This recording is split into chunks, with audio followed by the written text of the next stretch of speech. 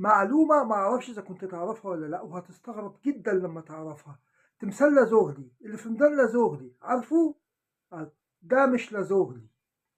اه والله زي ما بقول لك كده، في سنة 1869 كان الخديوي قال لأحمد باشا الدرة محافظ القاهرة هات لي صورة بقى لازوغلي ونعمله تمثال. فأحمد باشا الدرة قعد يفكر، طب أجيبه منين؟ طب أعمل له إزاي؟ ما أعرفش شكله.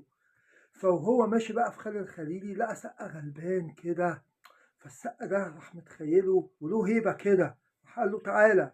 فالسقة ركبه قعدت تتخبط في بعض، طب أنا هروح أعمل إيه؟ أنا عملت إيه يا ربي؟ راح جابوا المحافظ، راح صوروا، وصوروا بقى إيه صورة كده، لبسه كويس ومسكوا سيف وقال له أوف بتاع، وبعدين عمل له صورة، وصورة عظيمة جدا ومشاه. وبعدين بعت الصورة دي للخديوي وقال له خلاص أنا لقيت صورة آه، صورة لازوغلي باشا أهو، هو ده. وعدت واتعمل له التمثال اللي في ميدان لازوغلي اللي أنت شايفه لحد دلوقتي. وهي دي قصة تمثال لازوغلي.